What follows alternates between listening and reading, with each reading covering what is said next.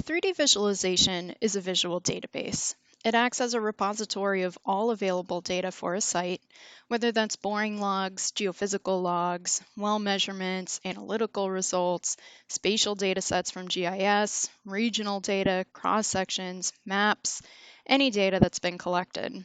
It can be revised as the data is reviewed or new data is available. And now we're going to dive into a video of what those data sets can look like and how you can navigate through them to better understand what's going on at your site. We're going to start by looking at the big picture of an entire groundwater basin and then zoom in to see what's happening on site. Here's an aerial photo of an alluvial basin draped over some topography. You can see the mountains and surface features which form the boundaries of the basin. And as we spin the model and tip it up, you can see a surface representing bedrock, which was created from bedrock contours. With a 3D model, you aren't limited to plan view maps or any pre-selected cross-sections through the site. You can spin the model, flip it around, and navigate through your data any way you'd like. That means we can use a cross-section tool, cut a cross-section anywhere in the model, and flip it up to investigate further. Here's our topography and bedrock in cross-section view, and we can march forward and backwards along that cross-section. Zooming into the site, you can see colored dots which represent the ground surface location of a number of wells and borings at the site. Turning off the topography and the bedrock, I'll turn on well screen intervals, which are colorized by isolated aquifer unit. The deep red screens are groundwater supply pumping wells. And in this view, you can see a dipping in the well screened in a particular aquifer that matches the dipping we saw in the bedrock. All data you see on the screen is backed by a SQL database. That means you can click on any data you see in the model and query it for more information. So we can click on this well screen, see the screen name, the aquifer unit it's screened in, and the screen interval. We can look at lithology data in the same way. Here's generalized lithology. So all the tans are sands, the browns are gravels, the greens are silts, and the blues are clays. There's a lot of interbedding on this site, but as we spin around, you can see an overall transition from mostly fines in the greens and blues on the right-hand side of the screen to mostly coarse materials, those tans and browns on the left-hand side. At this particular site, we relied heavily on resistivity logs to identify the major aquifer and aquitard units on site. Here are those trace lines in 3D.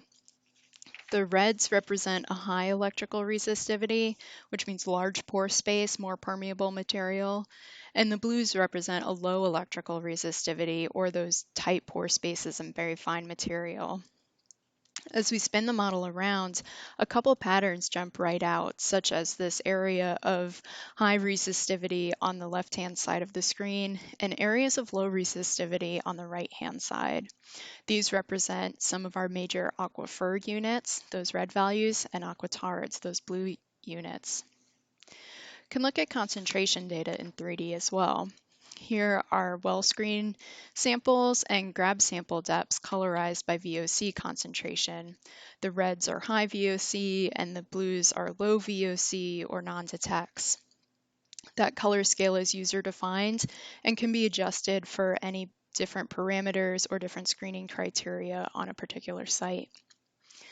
As we spin the model around, it's easy to see where the hotspots of contamination are located, how deep they extend, and even where the contamination is present laterally. You can also import paper cross-sections and georeference them in 3D. This can be very valuable for a site that's had a long-term ongoing investigation because a lot of that previous analysis was presented on paper cross-sections. Here, when you georeference your cross-sections, you can check how things are lining up at intersections and review those previous interpretations of the data.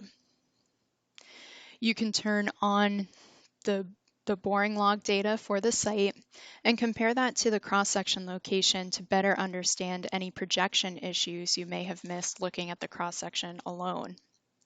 Really, any data that's been collected at a site can be displayed in 3D, and it helps the project team take full advantage of every data point collected.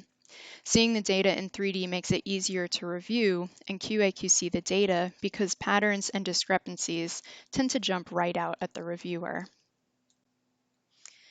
As you collect data at a site and import it into a 3D model, you naturally start to see patterns in the data and begin to develop an idea of what's happening in the subsurface. 3D visualization software has powerful interpolation tools to help you make those connections, piece together all available data, and visualize the results. This video focuses on how you can utilize those tools to develop a visual conceptual model. Once again, we'll start at the basin scale and then zoom into our site to cut a cross-section and look at some of the tools that help us develop stratigraphy and contaminant plumes. Cutting a cross-section along that line of wells, we can tip up and take a look at the generalized lithology, those sand, silt, clay, and gravel intervals, side by side with the electrical resistivity trace line. There's a lot of interbedding in the lithology here, and it's difficult to see many patterns. A geologist went through and reviewed the boring logs and identified some specific geologic markers with similar color, clay content, and soil characteristics identified in the colored intervals on the screen now. When we look at these intervals, a general concept of the stratigraphy starts to shake out, with the pink on top of the orange, on top of the blue, and so on. After you develop that concept, you can use a number of tools to turn that into a surface. First of which is drawing in polylines to connect those intervals, borehole to borehole along a cross-section. Can also tabulate those contact points between layers and bring them in as points. So you do that for more and more borings along the cross-section, and even off the cross-section, you can develop a 3D network of those polylines or contacts, which then the software can use to interpolate a layer that represents that geologic interval. When you display it in 3D, it's easier to check for inconsistencies in the surface, things like holes or divots or high points. And as you do that for more and more layers, you really develop the full stratigraphy, which can be reviewed as a group, checked for consistency between layers, and updated if you notice anything strange in the surface. You can do the same thing for contaminant data to develop contaminant plumes. The main difference is you don't need to sketch in any polylines. That data is already tabulated. You can guide the interpolation by setting a ratio of anisotropy and a groundwater flow direction to come up with a reasonable plume. If you had transport results from a numerical model simulation, you could also import those results to the 3D model and interpolate a plume from those results. The plume we're looking at on the screen right now is a raw interpolation of the data. So as we cut a cross section and zoom in, we're comparing the plume to the data it was created from. Having multiple interpolations in 3D means you can view them side by side and review them to make sure they're telling you a consistent story about your site.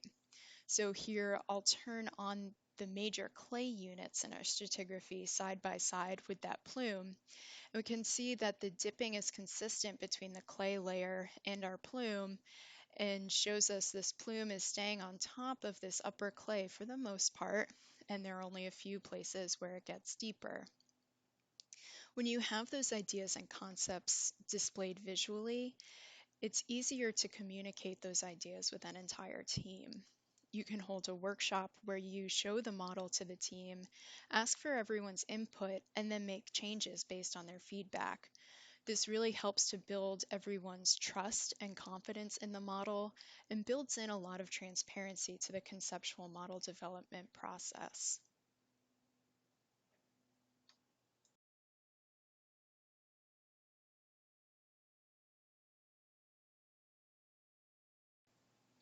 One of the best features of a 3D model is that you can update the model quickly while a site investigation is underway.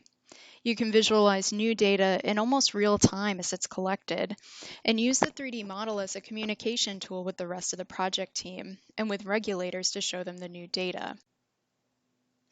In this video, I'm going to go through the story of how we were able to use the 3D model as a communication tool to work with our project team and terminate a borehole early during our investigation. So I'll cut a cross section, and as I tip it up, the layers you see on the screen are the interpolated clay units of the stratigraphy. So all of the empty space represents our major aquifer units. We have the electrical resistivity log turned on in the trace line, and I'll turn on the generalized lithology. Remember, the sands are tan, browns are gravel, greens are silt, and blues are clay. Now, we were required to step out beyond our existing data set and drill a well that would monitor the edge of contamination.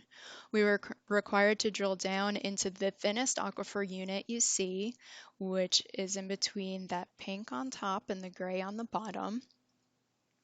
And we worked with our regulator to determine a step-out location and an estimated drilling depth. This depth was conservatively deep because there was a lot of dipping on the site and we didn't want to miss the target aquifer. Having the 3D model, we could get live updates from our drill team at the end of every day and import the new lithology they collected on a daily basis. That meant we could monitor their progress relative to our interpolated stratigraphy and relative to all our other boring information.